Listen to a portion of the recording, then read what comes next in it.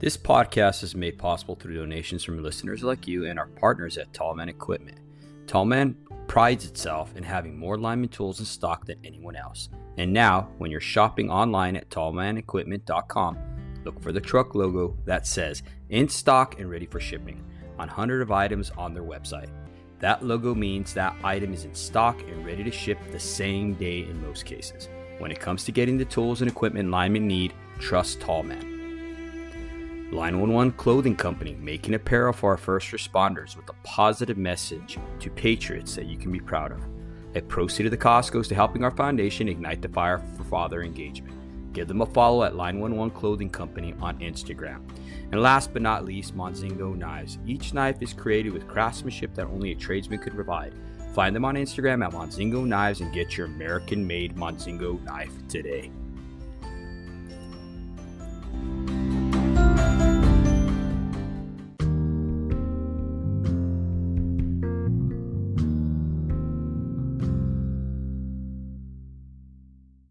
Hello, once again, this is Dave from the Show Up Dad, and this podcast is created for hardworking fathers. At the Show Up Dad, we recognize that fathers providing for the children is certainly important. But when men truly understand their unique role and gain the knowledge and skills to be great fathers, they can transform and impact future generations. I'd like to give a warm welcome to David Culp. Him and his wife, Anna, are going to be joining us today on this new journey that we're doing, okay? It's called the Lifeline Marriage on the Line podcast. And it's where we gather together as husband and wife, and we both share our differences and share what works for us in our marriage and what works for them. So without further ado, welcome to the show, guys. Thanks for having us, Dave. Jenny. Thank you. Thanks. Say hi, Jenny. Hi. Well, like I was doing on the interview there, Dave, I just want to have you just take it away. Just kind of tell us what you're doing now. You guys are in Chicago, correct? Yeah, we're here in Chicago at my father-in-law's lake house, the same spot we got married exactly 9 years ago. So today's me and Anna's wedding anniversary, and we thought today would be a good day to have this conversation with you guys and hopefully bless those that need to be hearing this message about communication. Oh my gosh, congratulations on your anniversary. And thank you so much for honoring us with this time. That's a really big deal. That is so crazy. 9 years ago, I remember you're going to get married, dude. We were at the utility together. I know. I started June. When did I start? It was 2 weeks before you got married. It was 2 weeks before I got married. And I remember in the interview, I said, well, I really want this job. I really hope you guys hire me, but I just let you guys know if I do get hired, I got to take time off. I got to go get married. And everyone's like, oh, no problem. Just do what you got to do. So that's what I ended up doing. I got hired 2 weeks later. I ended up having to take 2 weeks off to come to Chicago, get married, and then move Anna back to Albuquerque. So, man, things have definitely come full circle since that time in Albuquerque. I mean, it was a pretty exciting time, starting a new career, marrying my best friend, my wife, my lover, and starting our family in Albuquerque. So and here we are getting ready to move to Illinois and come back here to our roots. I mean, it's pretty cool. So we're pretty excited. Anna, did you ever imagine that you would live life on the road after getting married? No, I didn't. It's funny you actually say that because before we got married, I made Dave promise me two things. And the first one was that we would not live like gypsies. And the second one is we would never live in a trailer. So before we actually were even engaged, those were like the two promises I asked for. And those two promises were kind of like, he put the bug in my ear, but it was never an official thing until after we had our second kid, where I was like, hey, what do you think about this? And the same week we listed our house, bought a camper, bought a truck, and the rest is history for us. So no, I never thought we would live how we have been living. And honestly, it's been the biggest blessing for not only myself, but our family. our kids have seen so much culture. They've seen so many people. And our family's been together the entire time. So like I said, it's been probably my biggest blessing is just being able to do that for our family, for our kids. What were some of the challenges that you guys faced? I mean, obviously, like you said, it was never your desire to be on the road and stuff like that. Like what were some of the challenges that you had to go through to actually get on the same page where it was like, okay, we're doing this, I mean, well, I mean, I guess it all started at the utility about probably the first or second week of work. I remember coming back from getting married and the hours we were working. I remember working like 40 something straight hours. And Anna wasn't, obviously, we had just got married, and she's like, wow, like this is what I got to deal with. You know what I mean? Like reality just set in, and fast forward 5 years, so Anna's used to me working long hours, but now we're traveling around in California, and now Dave's working with people he doesn't know, and Dave's working in places we don't, we're not familiar with, and now we have a young small family and a camper, and we never lived anywhere that was shady or anything, no bad places, no bad RV parks or nothing like that, but sometimes it can get pretty lonely for Anna back at the camper with working the 6-7 days a week, and sometimes you go work storm, and not only are you in California working, but now Dave's gone from the camper and not coming home at night, so there was lots of learning curves for Anna and I, and just lots of changing parts, and things were just always changing. So and it was tough on me too, because working 6-7 days a week and having a young family, I mean, that's tough. That's really tough. You come home and you're grumpy and tired, and like the last thing you want to do is be a family man, because you're so damn tired and beat and worn out. I mean, this trade can be pretty tough on us, and not everything we do every day is easy, so there's a lot of manual labor and being in some hairy situations and climbing and hiking and, just dealing with a bunch of other linemen too, that can never be easy thing. So, coming home, I wasn't always the most communicative guy. I wasn't, I just kind of would keep to myself and, shake my head, nod my head, eat dinner and kind of want to get ready to go to bed, and that didn't really sit well, most times, a few days of that, Anna was kind of like, all right, are you going to talk to me? Are you going to say something? Or are we going to hang out? Can we go outside? Can we do something? Can we go on a family walk? And so that's when it kind of all just, I don't know, at the very beginning, it didn't, I don't know. It was kind of a blur really at the very beginning, just all the changes going on, and Anna's definitely brought me back to reality many times, Yeah. I gotta say, like, when David first started in this trade, I actually would have really liked the path that you chose, that you and your family chose to have traveled and things like that. But David really wanted to be rooted. Yes, be rooted and grounded for our kids and things like that, which that was really great in its own right too. But I myself wasn't prepared for David being gone all the time. And it's funny because when you get married, you never can anticipate what's going to happen in the future. And if you don't know a lot about a trade, specifically knowing how much time your spouse is going to be away, it comes as a shock. I wish that we would have kind of reassessed our plan a little better as we went into it, because I think it would have made it more easy to roll with the punches, I guess.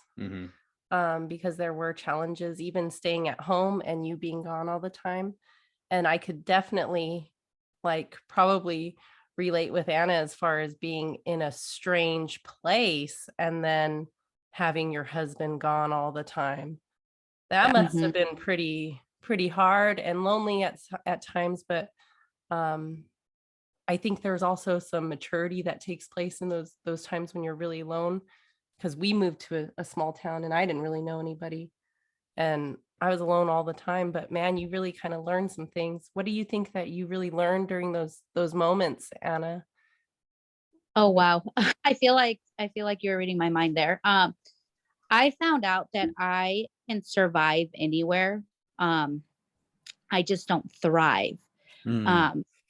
So I've always said I'm a chameleon. I can adapt to whatever culture I'm in, and I can survive, but I don't thrive. So for me, before marrying Dave, I knew he was a lineman or about to be one, and I had not a clue what I got into.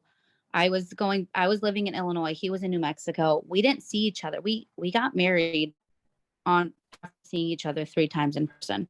So, but we grew up around each other. We grew up around each other. So he knew me and I knew him, but in person, I only saw him 3 times. So I was like, okay, I can be used to being alone. And that only lasted for so long until it was like the constant bickering of like, I just got married. I left my everything I've ever known to go live in Mexico. And so for me, that was really hard.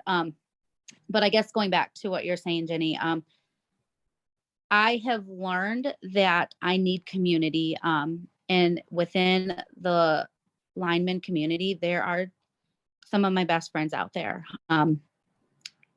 Line wives just have a different type of connection because we all know what everybody is going through.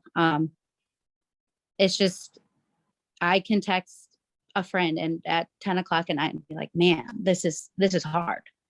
And she's right back there with me. She's like, I understand. So for me, it's just, I have found out that I need my community. Dave's also gotten really good at, in the beginning, not so much, but like I'll text him throughout the day. And when he gets a minute, he will respond back to me just to let me know that like he's thinking of me or like he's there for me. So it took a little bit to get to that point. Yeah. But I definitely think having just him knowing that's like, hey, it's a hard day at home. And I don't let him know a lot all the time just because I know how stressful the job is. But just to like have somebody to hear me out, if that makes any sense. Absolutely. I totally hear you on the whole thing. Like, I think line wives in general kind of tend to not just dump everything on their husbands because they know how dangerous their job is. So like we wait for that appropriate time.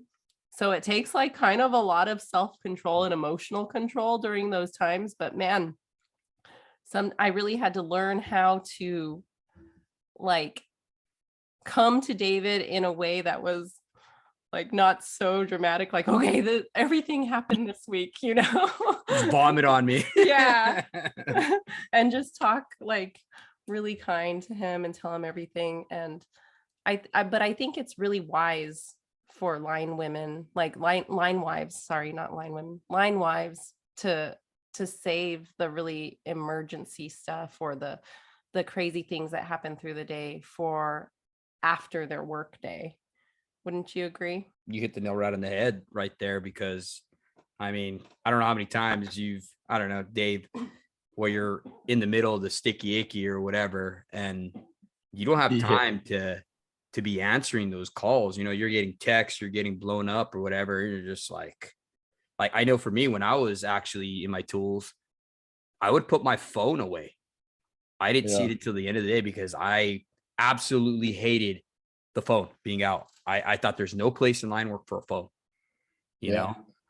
And you get back to the truck, you check your phone or whatever, and then you have all these calls. It's like, holy crap, what's going on? And all it is a simple, hey, how's your day going or whatever. But you know what I mean? You're automatically prone to thinking to the worst, you know? I know that's how it was for me. Yeah, there's been some, well, just for instance, like 2 years ago, my mom passed away and everyone was trying to get a ride away. And I just remember, and like I'm not on my phone, but I always have it like in my back pocket on vibrate. That's kind of like my thing. Mhm. And if I'm working, my phone it's on vibrate, but I have my music on, and I'll have it just right there by the controls, and I'll know when somebody calls because the music will shut off. But that one day when everyone was trying to get a hold of me, I kind of had bad service, but I was just walking around, and there were two guys were up in the bucket, and I just remember having my phone in my back pocket, and I got service, and it was just my phone blew up like crazy, and that was when I got the call and all that good stuff. So I mean, it's good for me. I feel like to have my phone close and near. I always think about that in the back of my mind. Mhm. Just somebody trying to get a hold of me, and I don't have my phone with me like that. It's almost my biggest fear, being away from home. You know what I mean? I'm already away from home enough, and now I'm someone's trying to get a hold of me, and I can't be there for them. So that's always been my thing too. But yeah, but just exactly you said, there's a time and a place, absolutely, to have your phone with you while doing line work. I mean, it's just tough, man. Like, you don't want to have your phone, but you kind of need to have your phone. That's the way I feel about that. I couldn't agree with you more, bro. And then just even the fact of just letting them know. That's one of the things I started doing. I started letting my wife know, hey, I might be in a place where I can't get to my phone. I might be in a place where we won't have good service right before we're going off the right way or whatever. You know what I mean? And I think that's a big part of that communication that we're kind of wanting to talk about today. You know what I mean? Just letting your spouse know it's simple. Just even to say, hey, I'm just going over here, Yeah.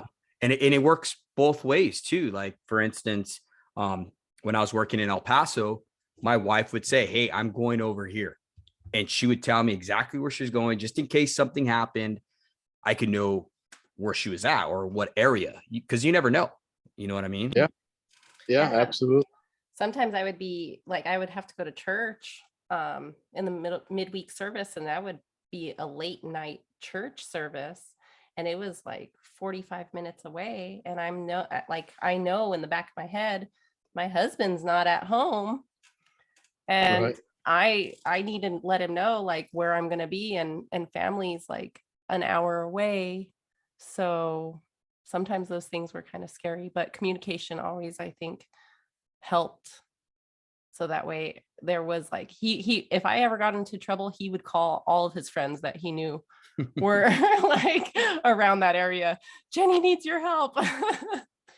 Yeah, I remember calling. She was having car trouble, and I remember calling my friend, hey man, can you go help my wife? You know what I mean? And they would, it was just something you have to do, that's part of this trade, being able to adapt, because not every situation is going to be the same. Not every situation you're going to be able to deal with. So that's important. And like Anna talked about, having that community that you can go to people and be like, hey man, can you get this for me right now or whatever? You know what I'm saying? Yeah, we're in a place right now where there's how many line families, baby? Oh gosh. 7, 8 in this little RV park. It's not even a big RV park, and I hear there's more coming too. So, but most of us are on the same job and all that too. So that makes it even better. I mean, the wives are all hanging out like, hey, have you heard from so and so today? Or hey, I heard Dave said it was going to be a late night.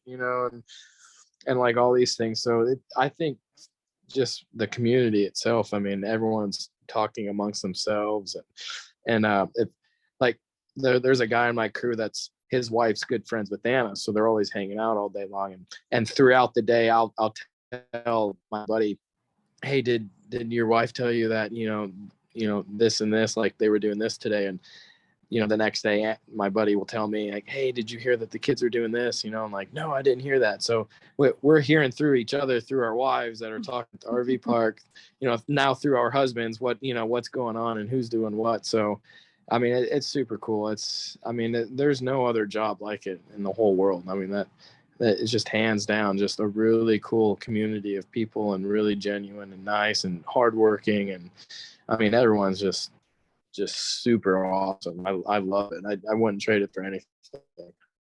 Was it hard for you, Anna, to kind of like create friendships and stuff like that with total strangers, like new families and things like that, and to say, and kind of be vulnerable and be like, my husband's gone, I don't know anybody here? Was it a difficult thing for you to step out into that bubble, or was it in your comfort zone to be able to meet new people? You know what? I would like, if I answered it right now, it'd be like, absolutely, I have zero issues meeting people. But that hasn't always been the case for me. I've learned that I can either be by myself and lonesome, or I can step out of my comfort zone to make friends and be happy. So over the 9 years that this has happened, like when you first met me, that was Cheyenne. Now it's like, oh, I see you have a lineman sticker on your door. I'm going to go walk past your campers 6 times before you come out, So for me, Yeah, she'll stalk you. So that's true.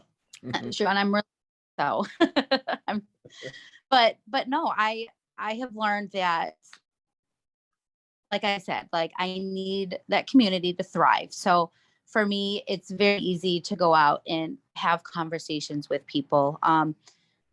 Because I am a lot of times in places I don't know anybody. And honestly, I like sharing our story. I like saying that we live in a camper and we travel for my husband's job, and my kids have seen 44 states. Like I love sharing that because most people have not a clue that this is even an option for a career path or a way to raise a family. And when we first started this, people thought we were crazy. But now that everyone's like, man, you guys really are living that dream. But back to that, it's easy for me to step out of that comfort zone now because I have been 5 years in the camper. So it's taken me 5 years to get to where I'm at now socially. Wow, that's awesome. It's cool to see the growth, because it's not just the growth from the man in his trade and embarking and overcoming his fears. It's a growth. It's a you guys are on the same path, but you're parallel with each other, if that makes sense.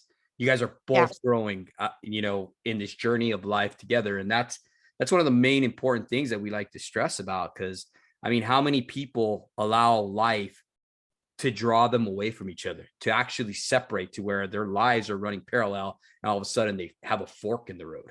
You know what I mean? Mm-hmm. Absolutely. I mean, too many couples nowadays are actually growing apart. Definitely think it's too easy right now for couples to grow apart. It's just Dave and I, we've had our bumps in our roads, and ultimately what it came down to was getting back on that same path and having that open and honest and hard conversations to draw us back together. And I know, like, God has 100% put each other in our, and like, he's my person and I'm his person. And I know I didn't pick Dave and Dave didn't pick me. God picked each other, picked us for each other. Mm-hmm. So just keep us on that path together, and keeping that as our forefront is, and letting him lead us. Like, I think it's interesting that you said when we would have hard conversations, it would draw us back together.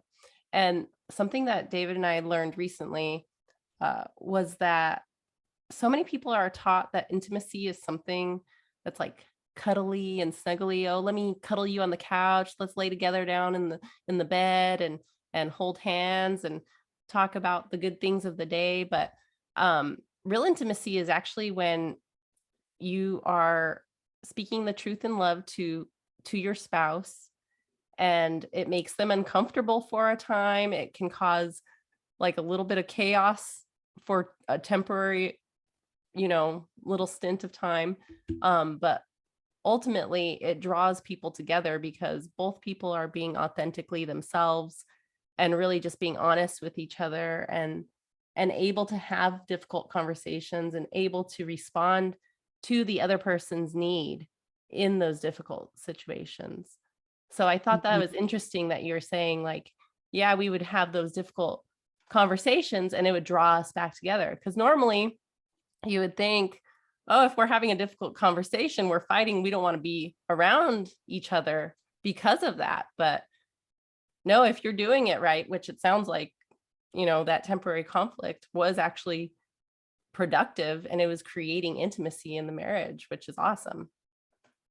Yeah, we've had, I can't really tell you anything specific, but I can definitely, I just know in my heart that Anna and I have had lots of those conversations in the past couple of years, and not just behind closed doors either, but in front of the kids. And the kids are starting to see and just see what it's like to have a spouse, to have a person there with you living life, and to know that everything's not always perfect and hunky-dory. Because I grew up and my mom and dad, I never really ever saw them talk, so Mhm. so to have these conversations with my wife, just to have these conversations with my wife were very uncomfortable for me. And some of it was just kind of like, well, should we be doing this in front of the kids? Should we be talking about these things in front of our kids? But yeah, absolutely.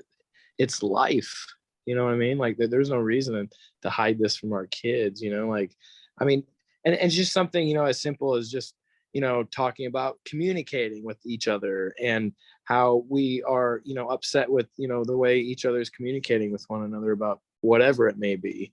And, the kids need to hear that. The kids need to see that, but the kids also need to see mommy and daddy resolve it, and, like hug and kiss, and just be, like something come out of it, and Mhm. it's always fighting and arguing. It's just, we have differences and we kind of talk out our differences, and then we come to an understanding of one another, and basically come to an agreement, and that's a really like an organic like conversation that happens on the daily between a husband and a wife. And it's okay to have differences, like I grew up kind of seeing and feeling that like having differences was a bad thing. Like you see differently than I do, and that's not good. But Mhm. obviously in a marriage, you need to come to an understanding at some point, or else things are never going to get better, or you're always going to fight about something. So, I wish I had some like a real, example of this, but I don't. Maybe Anna does. I think it's because we don't hold on to it. If it happens, we get it off our chest, and that's it. You know what I mean? And women are, they have memories like elephants. They remember everything from 10 years ago. So, I know. I'll be like, yeah, you said this and this on this day and blah, blah, blah. And he'll be like, I did? Where was I? Yeah. Oh man. But no, I agree with you 100%. Dave, one of the things that Jenny said was being able to come to your spouse, right? And I think it's important for us men to be able to create a safe space for them. Ultimately, if we expect our wives to speak to us, then we got to be approachable. If we're not approachable, if we bite their head off with any little thing that they come to talk to us about, then that's not creating a safe space. I wouldn't even want to talk to me, honestly. Some of the ways I responded to my wife in the past, it's like, what the heck was I thinking? But Yeah. you got to just create that safe space for them to come in. Like anything, it takes time. How do you eat an elephant? One bite at a time, just putting into practice, until eventually it becomes a habit. And your kids are seeing that, they're watching that, they're living that, especially in close quarters, like how you guys are. They're seeing you guys being able to progress through your relationship and being able to handle your problems in a healthy, productive way, like Dave was talking about. And I think that's awesome.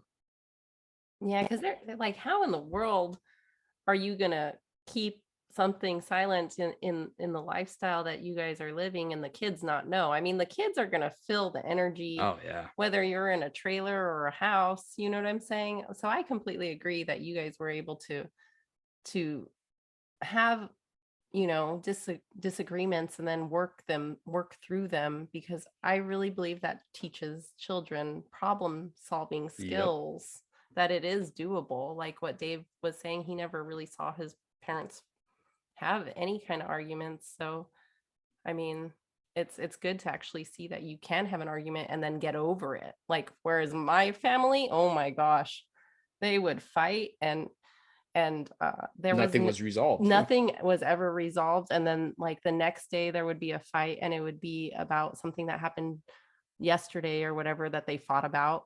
And it would just, there was never a solution. Whereas if I had witnessed problem solving skills as a kid, I think that would have been an amazing benefit for my current marriage. Yeah, we do it now, but I mean, early on. Early on, especially, you know what I mean? Because how many times have you got in an argument, guys, where you're consistently talking, and you're like, for a man, you're constantly trying to drive a point across, right? It's like, it's almost like you're talking to another man, you're constantly trying to drive that point across. Like, if they don't get it, it's like, dude, they get it. You know what I mean? Take a step back and, calm down, and they get it. I'm sure they heard it the first time, they listen better than we do, but I don't know what it is that drives a man to be like, do you understand me? And blah, blah, blah. And they just marathon. That's the biggest thing I see people, like a lot of the couples that we talk to, they continue on the same thing, marathoning, dude. And if you can't solve your problems within 5 minutes, 10 minutes, stop, take a time out, take a break. You know what I'm saying? Because it's just going to continue to escalate. One of the major things that we've seen with other couples right now is empathy. Okay. I've seen a lot of men not being able to put themselves in their wife's shoes. And that is so detrimental to the marriage. I know I did it as well. Not being able to see their point, especially when they come to us about something, and it could be something as far as, hey, I want you to come home. You're on the road too long or whatever. It's like, you don't, as a man, we don't understand where they're coming from because we're not in their shoes. So we have to step back and put ourselves in their shoes and kind of see where our wives are coming from. And I think that would really definitely help out a lot, just being able to show that empathy. Have you ever had to stay home with the kids, Dave? Yeah, a few times, but not for like very long. Yeah. I would say I've never stayed home with all three for more than a full day. But I tell Anna all the time, like, she needs to like get away, and I'll watch the kids. You know what I mean? So I think Anna's really holding me back with being able to watch them for a whole day. Or is it hard for you? Yeah. Is it hard for you to let go of that role, Anna? It is. Not because I don't want to. I would love to. It's just I am very structured. Which I think helps a lot in our situation with the long hours and the long days of not seeing Dave all the time. So stepping away from that is really hard, but I don't know. It's just like when he's home, I want to be around him too. So we just all kind of crowd around you when you're home because we love you, but step away because I've never take that back. I have had opportunities to go do it. It's just, I'm not a homebody, but I'm a homebody with my people. And if my people are at home, I want to be with my people. Or if my people go do something, I want to be there with them too. So for me to do something independently, it's a lot harder than if my people were there with me. Yeah, that's kind of how you are, huh? Yeah, even, I don't know, for me, just when I was on the road a lot, I just wanted to be home. And my wife, she was always home and she wanted to go out and do stuff, so it was like night and day, and it's like, man, I just was out of state all week or whatever. And it's like, I just want to chill. And, I got my poor wife who's been at home with the kids, and hasn't seen anybody, hasn't really talked to anybody. And the kids have been driving her up the wall. And all she wants to do is just get out of the house and hang out and spend time with me. And I'm just like, oh man, I'm so tired. I don't want to go anywhere. You know what I mean? So I could definitely see that. What do you think, Jenny? I think it's interesting because you talk about empathy as far as like the man viewing the woman's perspective, but also I think sometimes women need to view the man's perspective too, and how hard they're working and how hard it is to be away from the family. Like, I know for you, some of your survival instincts were to kind of not get too close to us because it hurts you so much to leave us. And when I was working a lot and I was away from the family a lot, it was really hard. It was really hard to be away from the family. And it's almost like the less you know about the family, the easier it is to cope. Yeah, definitely. Especially like if you're leaving on a Sunday, if you have work, you got to be on Monday or whatever. I would start isolation since Saturday for me.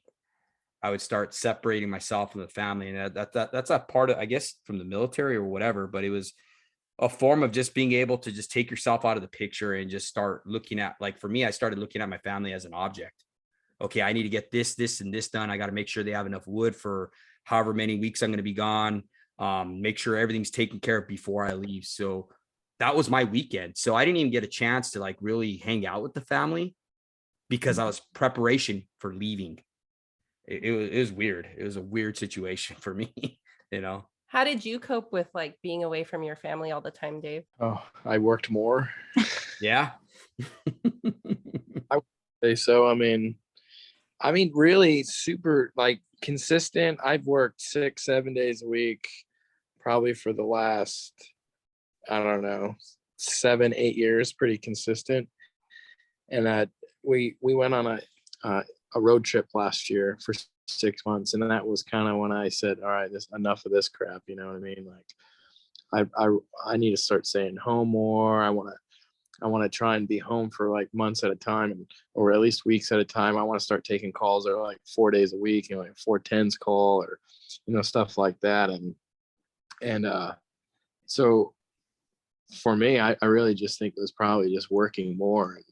But, you know, when I'd work a lot, when I come home, I feel like, I mean, I don't feel like I isolated for very long, because I think last year I commuted from California to Arizona a few times, and I was just home for a weekend. But my isolation started probably like 2 hours before I left. And it was really just kind of like, all right, my mind went towards, all right, I got to get back to the camper. I got to drive. I got to do this. I got to do that. And it was really kind of like, as the kids are like hanging on me, you know, I'm like, all right, you know, get off me. Let's do something else. Like I got to do this. I got to do that. So then I just started getting like really short tempered and irritated, like more so that I'm getting ready to leave and I'm not going to see everybody. And it kind of sucks, you know, like, but I hide my emotion a lot too. So I don't, I'm sure Anna sees it. I can read you. So I get quiet, and, you know, I start doing stuff like that. You can start to see like Dave's in like Lala, man. Like Dave's looking somewhere. Who knows what Dave's looking at right now? You know what I mean? Like Dave's not here. Where's Dave? That one. So I don't know. I just get in my own space at that point, but I don't know. I'm hoping not to do that too much anymore. But I mean, the job I have right now, there's been lots of hours here lately, and I'm really trying to get myself in a headspace, even though I'm working lots of hours, where I'm coming home and I just maximize every second I have with my family. So even if I'm super tired, like try and go for a quick walk with the family real quick, or eat a quick meal with everybody, sit down.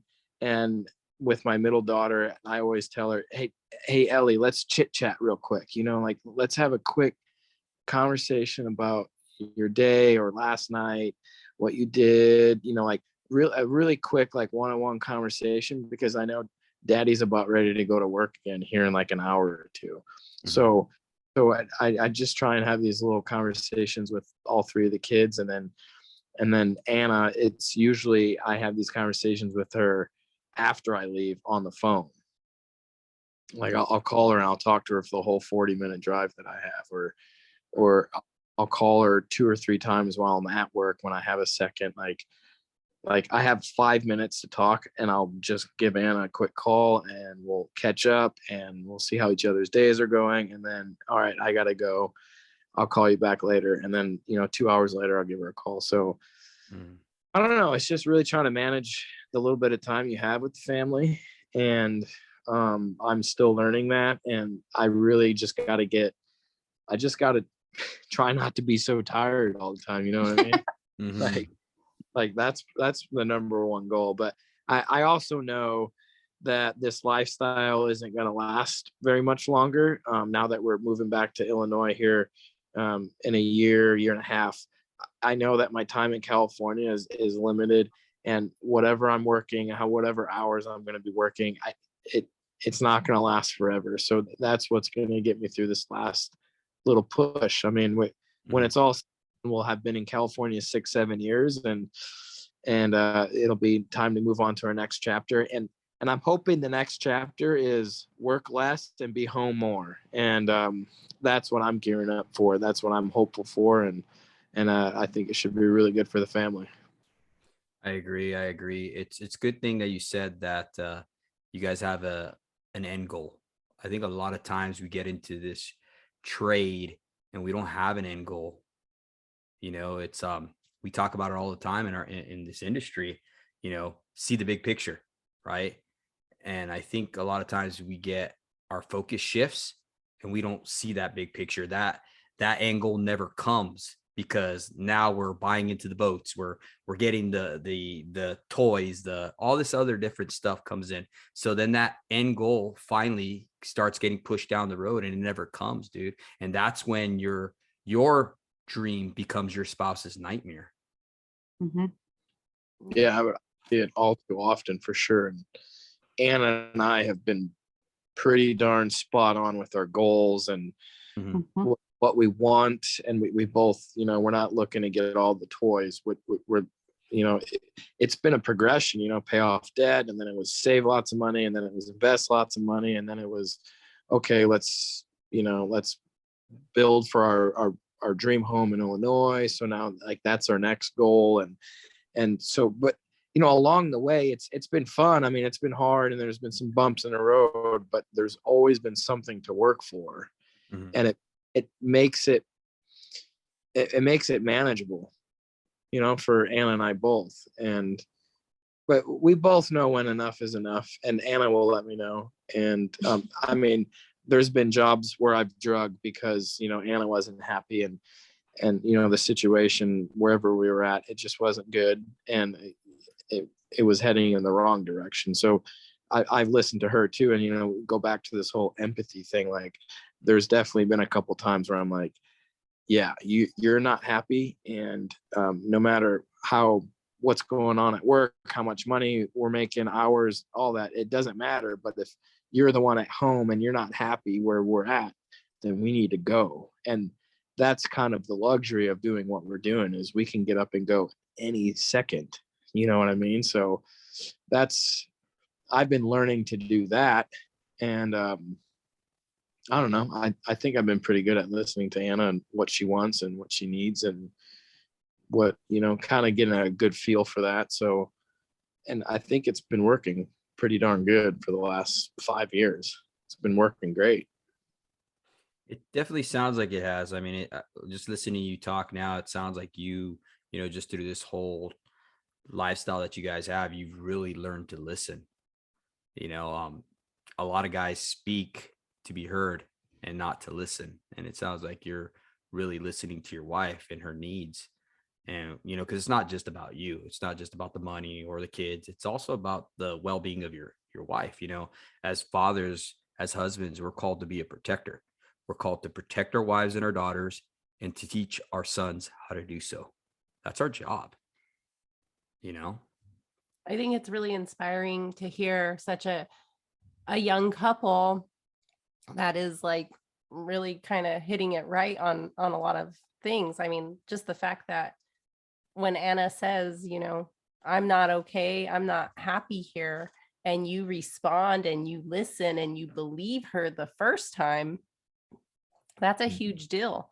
Because I think for a lot of wives, we say what is going on, and the husband isn't responsive, and then it turns into nagging, and the wife isn't being heard, so then she starts to nag and nag and nag because something isn't being like there's not a response for what you're saying. And so I think it's really amazing and so inspiring for other married couples to hear that, hey, you know, it doesn't really matter if you've been married 10 years, 5 years, if you just listen to what your spouse is telling you and believe them, you can get far in marriage, you can get far in your success, you can get far in your family, you can go far because you guys can work together. Mm-hmm. And I like what Jenny said about success, because, you know, what does it profit a man if he gains the whole world, right? If he loses everything during the whole journey, you know, his health, his family.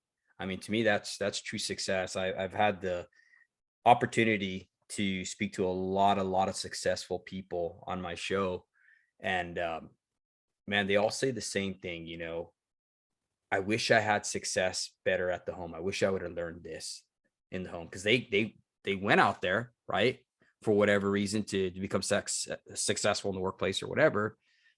But at the same token, you know, they lost their families. A lot of them did during that whole transition. And that's what kind of spawned this whole podcast and everything like that, because we go out there as men to provide for our families. We start this trade. We do this trade because we know that it's going to provide a better life for them, right? And along that way, we just kind of forget our mission, I guess, or forget our end goal, or I don't know what happens to men. We just kind of just forget, right, along that whole journey. And, you know, hopefully you get it right. Hopefully you make that transition and make the correct changes, you know, and not big changes, but little changes over time. And you get back on the right path, kind of like how you guys are. I mean, like Jenny said, she hit the nail right on the head. You guys are doing pretty awesome stuff. I mean, especially with all the challenges that you guys have being on the road and stuff like that. Who would ever thought that, you know? And you guys are doing it, and you're doing it right. So, you know, kudos to you guys. I mean, that's awesome. I wanted to ask Anna, like, when you aren't happy with something, how do you approach Dave and how do you talk to him about it? Yeah. Oh, That's a gosh. good question. You know what? It depends. I guess it really depends upon the situation and how long it's been bothering me, or to the point of, like you said, like if it turns into a nag. Because for the most part, Dave hears me.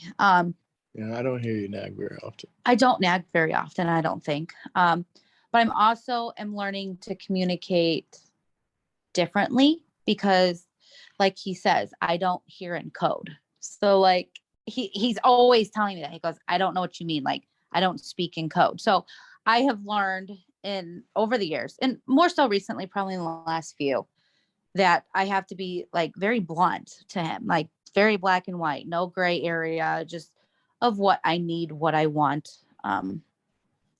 Because he's right. I can't be like, oh yeah, that grass is really long over there, when in reality, I want him to go mow the grass, you know? So for me, it's to speak a different tongue, that it doesn't come as natural to me, rather than just point blank saying, hey, Dave, I need you to go wipe your daughter's bottom, or hey, Dave, I need you to go take out the trash, you know, like rather than being like, oh yeah, the trash is full. Yeah, like, oh yeah, great observation. You know? Yeah. So for if you want me to change it, just say it. Yeah. And so yeah, it's just, I can do that. like, as dumb as it sounds, it took me a while to figure that out. And I still catch myself in it, because he's like, Anna, I don't speak your language. So like just things like that. And it's worked a heck of a lot better than just getting upset because he didn't pick up what I was trying to tell him in a way that I felt like he could have. Yeah, I mean, I just feel like we were just being nicer about it or something. Yeah. I never wanted to be a nagging wife of go do this, go do this, go do this. Like, I thought if I subtly asked it, like, I don't know. I don't even know. Yeah, but I mean, it's okay to ask me to do stuff. Like, I'll lovingly do it. You know, like if we want to go this trash analogy, like just say, "Hey, Dave, can you go take the trash out?" Like, oh yeah, you're probably right. Like, it did escape my mind, because usually that's my job. Like where I'm home, like that's just something I've always done. So, but sometimes it escapes my mind too. So a friendly reminder, I obviously don't mind, but I mean, there's things that I would like to do around the house to help you out, if that's what we're talking about, or whatever the case may be. But yeah, speaking in tongues or in code, I don't understand that. So I'm never gonna fulfill your needs then. I love that you say that, just being blunt about what you want, because I think a lot of women fall trap to like beating around the bush or mind reading, like, oh, if he really loves me, he would know what's wrong with me, or can't he tell that I'm irritated with the kids? Why isn't he helping me? Instead of saying, you know what, I really need help with the kids before they go to bed. And I'm totally like, I do that sometimes, like I'll be irritated. I'll just get to a point where I just have no boundaries with the kids, and I'm just so irritated with them. And I got to remind myself to put up boundaries and just be like, okay, that's it. We're bringing in reinforcements, and then say to David, you know what? I really need your help here, because they're like crazy today, But I love that you said, just be blunt, just say what it is that you need. And man, your husband will hear you. It's that simple. Dude, I mean, I don't know how many times she's told me, you're so black and white. Yeah, I'm black and white. Speak to me in black and white, and tell me, hey, get off your butt and go help me with this, or wash the dishes. I think now, though, what I've done as a husband is I've been able to kind of read her. I was good at reading my crew. I was good at reading other linemen. And now I'm starting to utilize those same skills in reading my wife, and kind of asking her before she even has to ask me. Like, if I see her stressed out, if it looks like her oxygen is her, I look at it as her having this dive helmet on, and there's this hose going to her, right? And when you pinch off that oxygen to her, you know what I mean? You can kind of see it. She like deflates. So when I see her in that mode, I'm like, okay, I'll go and I'll ask, hey, do you need me to wash the dishes? What do you need me to do? What do you need help with? Right. Yeah. And that's helped out a lot. And dude, 9 times out of 10, she's like, no, I got this. And I'm like, all right, cool. I asked. Later. I'm gonna go skateboard or go work out or whatever. You know what I mean? But just asking. I think that's something that husbands can do, just ask your wife, man, hey, how are you doing? Yeah. And I think wives need to definitely do like what Anna's doing, man. Anna, you've got it going on, girl. You're just like, I just tell them what's up. So just go ahead, Dave. Sorry. I was just saying, yeah, like, I mean, just telling Anna exactly that, like, just be blunt. I mean, that's what exactly she needs to do. That's just straight up do it. Yeah. No, that's definitely awesome, you guys. Hey, thank you for coming on, Anna, David. It's always a pleasure to have you guys on and hear how you guys are doing life right. I know it's going to bring tremendous value to our listeners. And that concludes our episode of the second episode, actually, for Marriage on the Lifeline. So you guys, thank you for coming on, and keep doing what you're doing. And how can people get a hold of you or reach out to you if they have any questions? Can you guys share with our audience? Yeah. So we have an Instagram page. It is keeping the Culp. So keeping up with the Culps. And that's predominantly where we hang out most on social media. Yeah, that's the best way. And we really appreciate you, David and Jenny, for having us. Thank you so much for coming on. I remember you guys when you first moved to Albuquerque, and you were just a young couple with no kids. And yeah, it's been fun. Yeah, we're hoping people follow us and get inspired to go travel around and go see this beautiful country. Yeah, absolutely. Get around there, take your family out, and do that American adventure. you know?